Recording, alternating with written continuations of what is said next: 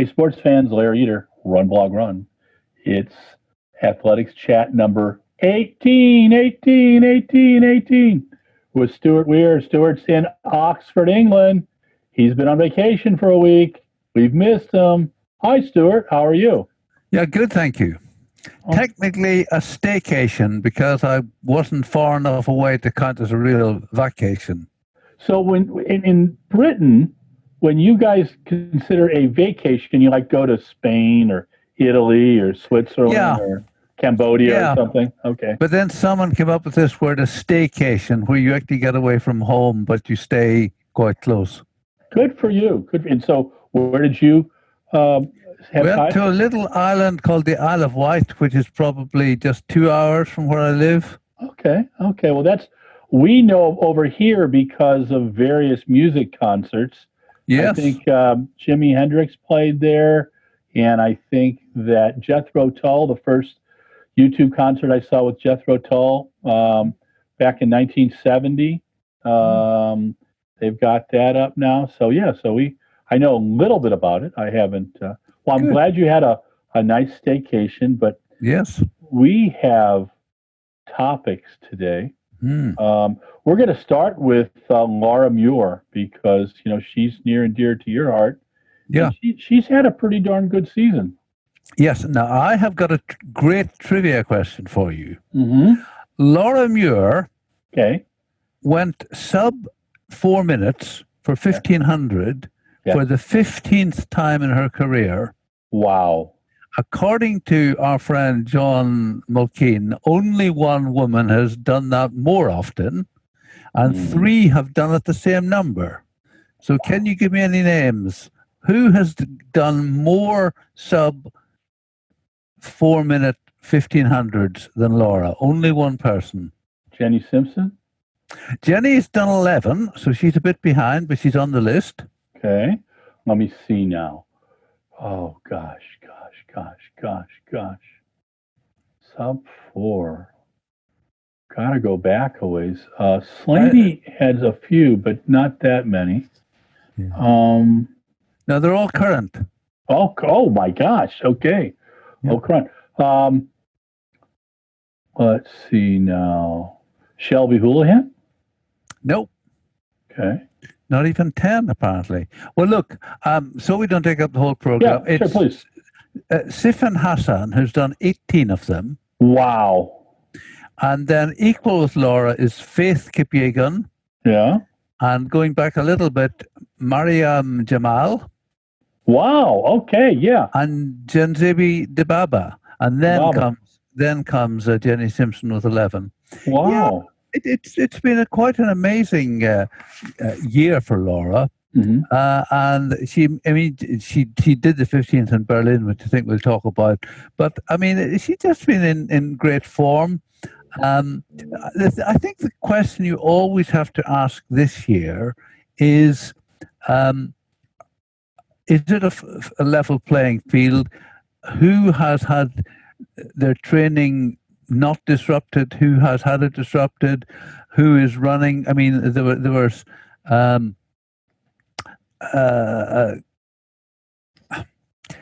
Hyven Kiang, who beat Beatrice in Berlin in the 3000, said afterwards it was her first race of the year. Wow. And you see, in a way, perhaps Laura has managed her season better than some of the others, because I mean, they didn't start until the beginning of August, but then they've run really every week since. Wow. So there's that caveat, but I mean, it's still, she's beating, you can only beat the people in the race, and she's doing it. No, her race on Sunday was quite impressive. And she has that, when she's fully going, when she's very fit, her ability to run away from people is. Yeah, I mean, you see, Andy Young said to me, when she came, I can't remember, was it 5th or 7th in Doha, that it was a miracle because she had got injured a month before Doha. and had lost so much training coming up to it that it was, for her to run 57 was quite an amazing achievement. And she didn't really ever have a chance of getting a medal because of the injury. Yeah, that makes sense. No, she's a tough athlete. You know, we posted 2 of the 4 pieces on Andy, and I like his philosophy of coaching. He seems to be able to work with athletes of different abilities and have different needs, and that's pretty impressive. And I also like that he was able to manage a group of sprinters and a group of distance runners all at the same time. You know, he could have done well as a high school coach in the U.S. But that they're able to train now in Scotland, where Laura lives and Gemma lives. Are they able to get to tracks and things like that? Is there much stopping them from getting to facilities? I think the tracks would now be open, but they certainly weren't for a period. But in a way, you see, I think that they would tend to say, well, all we need to do is run, so therefore it's easier to do without the track. I mean, I remember Danielle Williams saying to me, look, I'm a sprint hurdler. I need 100 yards straight, and I need some hurdles. So people say to me, can't you run on the street? Well, no, because I need a 100-yard dead straight and I need hurdles. Whereas, I mean, if Laura's for doing her 50 to 70 miles a week, I suppose you can always find somewhere to do that. So they certainly kept their fitness, and perhaps I imagine Andy was quite creative in terms of how they did their speed work and so on. Sure. So next topic, Ostrava. What did you think? I didn't actually see any. Ostrava. I'm sorry. Yeah. We wanted to talk about Rome. Yeah. So what do you think is going to go on at Rome? Well, I think there's quite a lot of exciting stuff coming up at Rome. I mean, the thing which is really frustrating at the moment, and I understand why, is just a complete lack of Americans. Yeah. I mean, like there's 100 hurdles, and you've got Talia Brooks and Peyton Chadwick, but no Brianna McNeil, no Christina Manning, no Sharika, Kenny Harris and Sharika, none of those. But then you understand why, and so that'll be quite interesting. Something that I'm really quite looking forward to is a lady called Jessie Knight, who's in the 400 hurdles. Yes. Yeah. Now, 9 months ago, I'd never heard of her. Mm-hmm. She was a full-time primary school, elementary school teacher, and she ran in the indoor trials in Glasgow and won it. And the previous week, she had gone in a flat 400 against 2 Jamaicans, 2 Poles, where, I mean, she said to me afterwards, I should have come last in that, and she won it. Wow.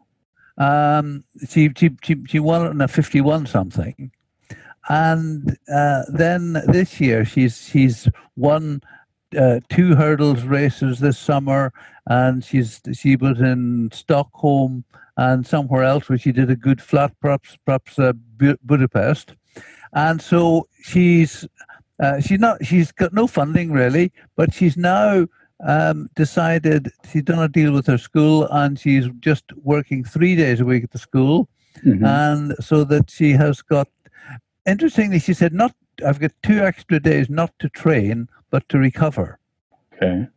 And so she is in the 400 hurdles in Rome, and I'd be really interested to see how she can do there, and what she can do with a winter's training where she's not, she said the problem with working full time is that she was, getting up to go to school at 6 a.m. and doing her gym session towards 9 o'clock in the evening every night. And I've actually done a piece which I'll be sending to you in a week or two with her, and just a really impressive person, not somebody who's had a scholarship or any of that kind of stuff, but has just suddenly found a coach who works for her, and her talent is coming out, and she's now run the Olympic qualifying time. She didn't get to Doha last year because she missed the qualifying time by 0.2 of a second. And I just think that in some ways, the fact that all the top Americans aren't there just gives somebody like her a chance to run in that kind of race. And the other thing is we've got the Scottish Women's 800 meters championship with Miss Muir against Miss Riki. Wow. Home. Wow, that's pretty impressive. It's interesting how Andy has been managing them and tending to put one on the 15 and one on the 8. But this is a time where they're going together, and because it's their last race of the year. Well, I wanted to comment on the British Championships. I've watched both complete programs on BBC by YouTube. Really enjoyed them. Jessie Knight got some good plugs. I got to watch her race. I'm quite impressed with her hurdling technique. I also was impressed with Jessie Judd, who ran the 800 and the 5,000, or no, 1,500 and the 5,000, and she won a 5, came back 65 minutes later, ran a 1,500 heat, and then took second the next day to Laura Whiteman. Yeah. Quite impressed. I thought the 800 with Daniel Rudman and our friend Jake Whiteman was fantastic. And I very much enjoyed your comment about Jake having to deal with his father doing the announcing. Yeah. That I hope Jeff saw that. I'll make sure that he does at one time. I did tag him on it.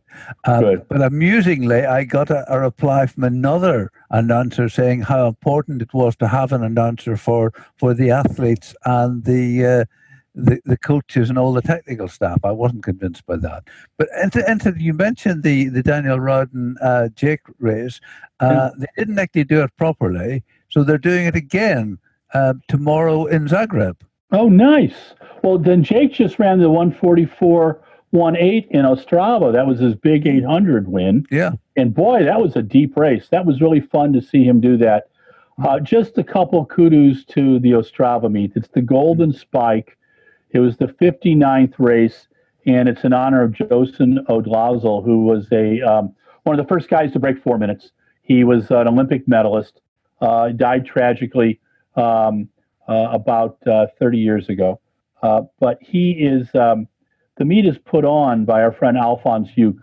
Yes. And Alphonse is one of the kindest people in the sport and one of the busiest people. He does a newsletter that Stuart and I read, and most learned people in the sport read EME News. He's got Stephen Mills and Paul Halford working for him, diligently finding stuff around the world. But here's the thing on the Ostrava meet. It's in a nice Czech town. 30,000 people are in there during a healthy year. There is no reason why that meet shouldn't be a Diamond League meet. If you go back and look at that meet for the last 15 years, just go on YouTube, pull the times that Mo raced there, pull the times that Usain raced there for no money. Think about that. Wonder why athletes of that level went to that meet. Was it the quality of the meet, how they were treated, the whole 9 yards? That's my biggest beef about our sport right now, is that there are some fantastic meets. Yeah. And there are some meets that are better than Diamond League meets that should be recognized. And I just don't think, one of my friends in the U.S., a guy named Mark Bosserdette, he worked at Reebok, he worked at Nike, worked at Fila, worked at Saucony, now he's at Under Armour. He told me a while back, all the answers to the problems in track and field are in track and field. We have the answers already. We just haven't taken the time to look at it right. And I think that's the challenge. But Ostrava, Alphonse, I'm actually going to show up one day, drive the 8 hours from the Zurich airport and come and see your wonderful meet. But great performances there. You can't fly. You can fly to Ostrava. Is that what it? Okay, but so many of the guys, when I would talk to like the shot putters, Yeah. they'd be in some meet somewhere. They'd fly into Zurich and then they take some motor coach. But I'll try to fly. Yeah. Talk to me about our friends at UK Athletics are having a real crisis right now.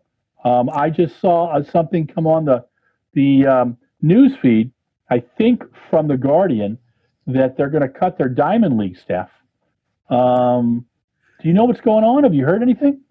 Well, they normally have 2 Diamond Leagues with television income and with spectators.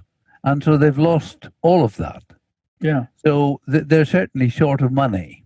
Yeah. And I've certainly seen that they're having to lay off some staff. But then, why should track and field be exempt from, the factory around the corner from me is laying off staff. So I think it's just a hard time. And I mean, it's going back to the Ostrava question. I mean, it's an interesting question as to where the Diamond Leagues are. And when, was it 2 years ago, the Diamond Leagues said they were going to cut 14 to 12. And then in the end, they increased them. Yeah. There was a question of really, does England deserve 2? And I would have thought that Birmingham would have been on the short lip for being cut. Yeah. I mean, it's a nice meet. I'm nothing at all against it, but it would be quite hard for them to say, "Well, we're going to cut Oslo and let England stay with 2." So, but I mean, I think that the TV contract is up for negotiation, and that is what's behind all this. And as with everything else, BBC are saying, well, look, we don't want to pay as much as we paid last time because we're having a hard time like everyone else. But I think that some people are writing that there will be no Diamond Leagues in Britain next year. I would be pretty certain that if we have a year next year, that the anniversary games will go ahead. Whether there's a second one, and I don't know, and I don't think it would be a complete disaster if we only had one. Yeah. Well, I think you're correct on both things, but I think the writing's been on the wall since 2011, when Niels de Vos told the folks at Fast Track, thanks for raising 120 million pounds for us, but no thanks, we can do it better ourselves. Yeah. At a dance club that winter, I met the marketing director of your biggest sponsor at the time. And she told me that Niels de Vos, then in charge, wasn't even returning her phone calls.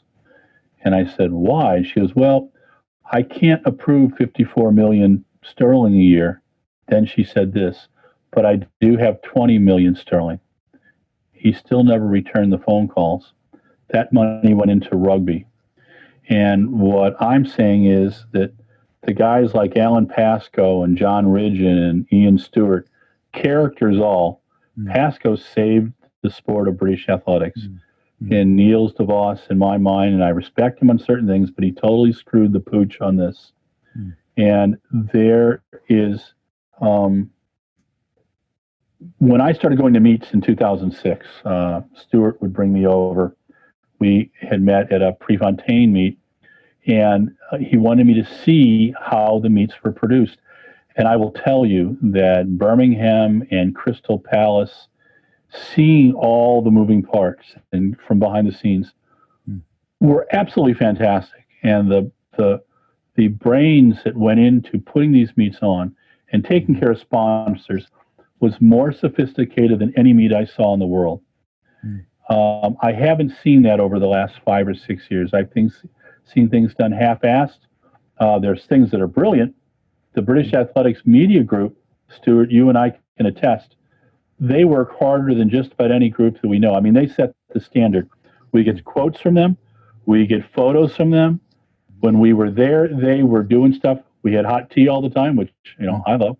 After having been over in your country for a while, but our pressers were absolutely some of the best. The presser that was better than anything in the UK was Paris, and that's because the guys there got it. I had 15 interviews a day. I was exhausted at the end of the day, but I was so happy getting to talk to everybody we wanted to talk to, and the access. And what we found this season, and this may lead us into the next subject. Yeah. Let me just tell you one little story about that, just to confirm that. I mean, this year at the Glasgow Indoor Meet, I had asked for a quarter of an hour with Shelley-Ann Fraser-Price, who was the biggest star in the event. And Jamie, who was running it, said to me, 15 minutes is quite a long time. I don't think we can do that at the venue. So I'll put you in the same car as her from the stadium to the hotel, and you can do it in the car. Rather than saying, no, we can't do that, he found a way of doing it, problem solving. And it was great. So well done. Yeah. Jamie's a good sport. That whole crew is, and they are, I wish, so please, I hope Joe Coates hears this, that your British Athletics Media Group is very, very good. I feel bad because I try to study U.S. athletics and British athletics, and I see that both of them sometimes suffer from the same disease, that they're dysfunctional federations. Your interview with Joe Coates earlier this year said it so well. She had to put some changes in, and while we may not agree with all the changes, in fact, I've got to get a piece up about the performance director. We may not agree with all the changes, but the thing is, she's taking action. And in a vacuum, people want a response. That's what we're dealing with in this country right now with, the political situation over here. When people don't respond, chaos ensues, I guess. And again, it's been a horrendous start for Joe Coates when you are appointed head of an organization, and I don't imagine she's actually been to her office yet. Yeah, that's probably true. This last weekend, our friend Mo Farah ran a 60-minute half marathon, and he had Matt Coates, the young man who's done brilliantly in the 5,000 this season, is a Nike Bowerman kid. Ran a nice big PB. I think there was 3 guys under 61 minutes, so it was pretty impressive. What British newspaper said as well, he didn't get the record. This year we've had some, 2-hour run records, 5,000 record, Ryan Krauser, oh my gosh, rewriting the shot put, top performances. What is it about this season that we've had such fantastic performances? Yeah, it's very strange because there are some events we haven't seen the same level because people are been struggling to get in the training. But it just seems for some events it's made no difference and almost made people leaner, more determined. Mm-hmm. Yeah, maybe that's. I think that. We were just talking about Laura Muir and her amazing. She got on it, and she's just had a wonderful season, and so is Gemma Riki. Well, Laura has stayed fit, which is the first thing to say. Yeah. But also, from what you said, that she's had more training this year than normal because she didn't have any races in May, June, July. Wow, that's true too. So and has obviously managed to keep her motivation going, to keep it up. And it's interesting because some people, it's interesting that Vivian Chariot in the little piece I did said that when London Marathon was cancelled, she struggled to train. Yeah. And so only when it was confirmed did she really get into full training again. Mm-hmm. And you can understand that. And some athletes I know haven't competed at all this year. Yeah. No, it's just it's very interesting. The London Marathon is now going to happen on October 4th. They are putting the athletes and coaches in one hotel and giving them this spacious place to train. They're calling it a bubble, a COVID bubble. Yeah. They're going to allow 12 media to be involved, and we're trying to figure out who those media are. And they're most of us will be covering it remotely, be able to watch it on TV, be able to get access. And the truth is, every one of the meets that you've covered, I get photos within minutes. And we've been posting them up, and people absolutely love it because much of the U.S. is not getting the Diamond League. It's on pretty much pay-per-view with the exception of a few events. I get it on YouTube a couple days later, then I watch it in Polish and Swedish because, that's what I like to do. But so it's a little different. Any change in your ability or your desire to cover it? You're going to keep it remote? Yeah, I'm not traveling to anything this year. But the Monaco and Stockholm did such a good job with photos. British athletics always do. But I've asked Rome what they're doing, and I haven't had a reply. Lausanne didn't do any photos, which is a shame, really. And I've been pushing the Diamond League, just to try to encourage people in future to keep this going, because it's a win-win situation because they get far more publicity out of it if they supply photos.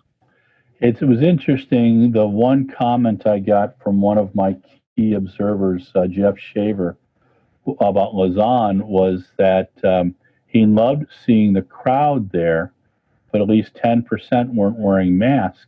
And he's wondering why the coaches and the athletes didn't comment on that, and perhaps they did. I think that there's things that they can't manage, and in the middle of a competition, everybody looks at a pole vault competition and goes, "Gosh, this is looks pretty cool." It is cool, but there's a lot of stress and tension there. These guys are playing chess, jumping between 19 and 20 feet. And it's, if you don't think that there is just brinksmanship that goes on in those competitions, Kendricks and Mondo and Renault push each other to great lengths. Oh, and Mondo won, or Renault won his, Renault Villeneuve won his 10th French championship yesterday. So congratulations, Renault.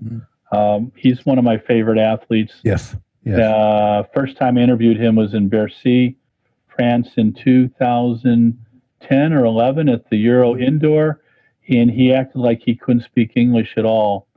And I was in a panic for 10 minutes. I tried in my poor grade school and high school French, and about an hour later he came up to me and he said, "Your French isn't bad." It was one of the funniest things I've ever had with an athlete, but I got his sense of humor. Always liked him. I just think he's a class act. What do you think about any deep thoughts while you were away for a week? Anything come to mind about the sport, or did you actually shut it all down? I did actually shut it down. I didn't. Good for you. Didn't want anything. Good for you. Didn't have any deep thoughts. Did you play golf? I did 3 times with my wife. Excellent. Good for you. Time. Good for you. The deep thought that I have all the time is, what will next year be like? Yeah. What do you think right now? What's your gut telling you? That the Olympics are still 50-50. Yeah, I agree. And although it's interesting that there was a statement from Mr. Coates, I've forgotten his first name, who's part of the... John Coates. John Coates. It was a pretty... Most of the time, I like him because he's a rather brusque, but he is to the point. Yeah. What did he say this time? He was very upbeat, saying that he thought that the Olympics would take place one way or other. It's interesting that quite a lot of athletes have gone to meets around Europe but very few Americans. I mean, there's Raven Rogers has done quite a lot. Yeah. Christian Taylor made the decision to go and live in Austria for the summer, and he's traveled around. But again, apparently he hasn't flown. He's driven. Yeah, he told me in the interview we did with him that he was terrified of getting in an airport and them not letting him out. Yeah. And so he's been driving anywhere, which I thought was rather astute. What do you think about, so Dr. Fauci over here is he's one of the bigwigs in the Center for Disease Control. He's a real straight shooter. He's either loved or hated over here, but he said yesterday that while a vaccine may be announced at the end of October before our national elections, the access to it won't happen probably till the middle of 2021, and it will not create any type of herd immunity, as they like to say, until the end of 2021 or early 2022. I have got myself to the point where I don't believe we're going to be back to normal till 2023. No, I think that's right. I think the meets we saw this summer, the 14 meets that we're seeing, are a credit to the amazing management and thoughtfulness and love for the sport that management, athletes, federation has. And it's a breath of fresh air. It's like over here, people are excited about American football happening. Yeah. But I think that there's going to be some challenges. I think we'll see our championships in 2022. But I think that there's going to be limited audiences until we really get this stuff. And I don't think, I think the first Olympics we're going to see is 2024. I hope Paris can do it, and because that would be my 11th, and it will. I want to be there. France is a lot of fun. Yeah. Love the World Championships back then. So Stuart, you survived down to 5 minutes. So you've made it a whole 30. You do this so well. You are a glutton for punishment. What topics? Okay. Oh, COVID-19. How's it going over in the UK right now? Anything well, new? The numbers are going up, and the moment we're being told that we cannot meet in groups of more than 6. Okay. That it's only 2 and a bit months to Christmas, 3 months to Christmas, and people are already thinking that Christmas is going to be cancelled. Yeah. Because you can't. I mean, we will, as a family, will not be able to do what we've planned unless the restriction is lifted, and I think it's unlikely to be. Yeah. Schools have reopened, universities reopening, and that will push the numbers up. Yeah, over here, apparently the universities are doing a pretty crappy job of taking care of people when they're sick. I don't think they can get people to go into the dorms and even clean them. And if I was a parent, I would be pretty concerned.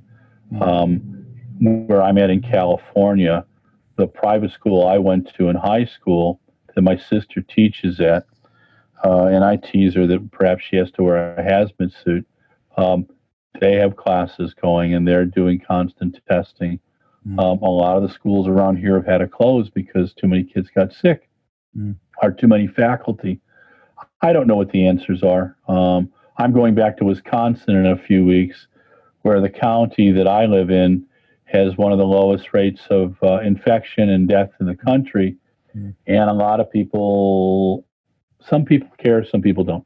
I think it's like a microcosm of everywhere else. I know that I'll go out on my walks and wear my mask, and some people look at me curiously, but it's just, I think this is so Stephen King novelish, it's just, it's strange. And if someone had told us back in January, and I got some warning about it, that's why I didn't go to Europe in February. Now I wish I would have, but because I miss seeing my friends, and the travel is such a part of our life, But it's and watching meets on TV, I have to admit, I enjoy watching them on TV. Yeah.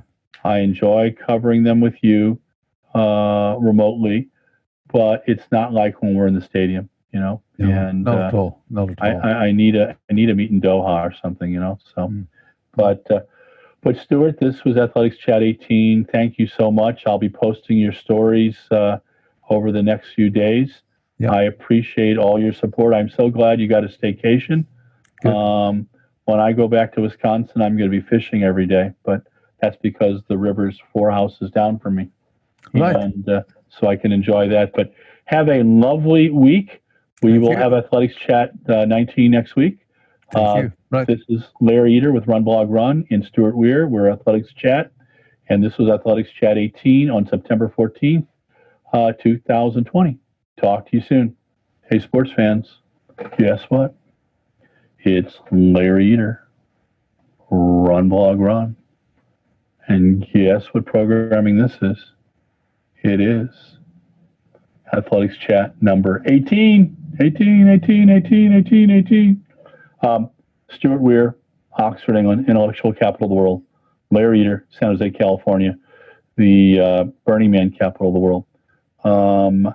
And we try to solve athletics challenges and problems of the past week. Now, Stuart had been on vacation, so we didn't get to talk for technically almost 2 weeks, although we did Athletics Chat 17 last week, and we posted it for your viewing pleasure, I believe on Thursday or Friday. This one will be up shortly. But we had a myriad of topics today. We started with Laura Muir.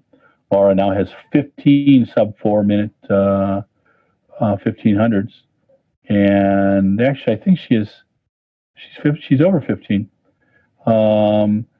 And she leads everybody. Faith Kipyegon, was it Miriam Jamal and Jenny Simpson are up in the big groups, and then Genziva Dababa and Sifan Hassan. So I think Sifan Hassan may have the most at 18. But that's pretty impressive. I think Laura is a very talented athlete. She has a good kick indoors, but when she gets outdoors, especially dealing with global standards, it's just tough. Can she win a medal? Oh, yeah. Could she win the whole thing? Oh, yeah. It's going to be some pretty brutal tactics, but I think she's capable of it. I think that's the way Andy Young is preparing her and Gemma Ricci. So it'll be fun to see. What she showed us was this, that with 3 months, May, June, July, where you're training and not racing, the amazing shape she can get in, and how she's raced since the middle of August has been totally impressive. 7 or 8 times, and just great races. Gemma Ricci, too. And so you've got athletes of the haves and the have-nots. You've got the athletes who have had access, distance runners who can really run almost anywhere. But how do you do your quality work? Well, that's where your coach has to be creative. How do you do your core work? Do you go on to Craigslist and buy weights, secondhand weights, and build a place, which a lot of these people have done. A lot of athletes have done that. Or do you drive 80 miles like Jake Whiteman to do your weight workouts as well? So it's different with every athlete. Some athletes have done well during this time. Some have totally shut it down. There's a combo of both. The Olympics was moved till 2021. Now we don't know if the Olympics is going to happen. It's really 50-50. Stuart believes that we've got another year and a half. I tend to believe we've got till about 2023 before it's really going to be back. But what the Diamond League did this year, what the Continental Tour is doing right now, is fantastic. It's important for everybody, and we applaud them for doing that. And we will continue to applaud them for doing it.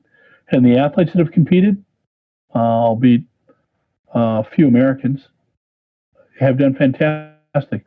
Why are few Americans competing? Well, it's hard to get over to Europe, really hard to get over to Europe for Americans. Some have succeeded. Some are kings of detail and have succeeded. Others have just laid their futures at the behest of border guards, and sometimes they're able to get across. So it's all a challenge right now. COVID's coming back strong. We're seeing it in the U.S. in certain states. We're seeing it in the U.K. We're seeing it in Europe. It's not going away, and it's affected every part of our lives. So why shouldn't it affect athletics? British Athletics is talking about letting go some of the staff that works on the Diamond League meets that happen in Great Britain. They have 2 of them. And why should they be exempt? I think most of us would love to take care of them and to help them. But the guys that pay the bills are saying, hey, we can't keep it going. So it's a Pyrrhic victory in the end. The economy is going to be a challenge. We need sports now more than ever. That great long jump, that amazing javelin throw by Johannes Vetter, 97.76, that recently happened. Shelby Houlihan's 14.21 5,000. Brilliant. It tells you this: the human spirit can overcome many things. That fans want things to cheer for, want athletes to cheer for. That if you can tell the story behind the athlete, you're going to get more people involved. And that's what we're trying to do. Athletics Chat is all about us talking about the athletes, the coaches, the events, trying to fill you in with a little more content, and trying to keep us healthy and safe at the same time. So this is Athletics Chat 18 Epilogue. We hope you enjoyed the Athletics Chat. Thanks to Stuart Weir. Glad he's back from his staycation, got some time to play golf with his lovely wife, who is a very patient and learned woman. And thank you to Mike Deering, who is part of the Shoe Addicts and who produces and manages these events for us. Thank you for managing me to a certain extent. We want to thank our sponsors, Brooks and Nike, for their support. And finally, we want to thank you, the audience. Thank you for watching, passing them around, sharing them, commenting on them. Everything's loved. Thanks again. Stay safe, isolate. If you're inside, wear a mask. If you're outside, can't keep 6 feet apart, wear a mask. It is about being patriotic. It is about protecting your fellow man. It's nothing, no attack on your masculinity, our femininity. Get over it. Take care of your fellow man, our woman. Talk to you soon.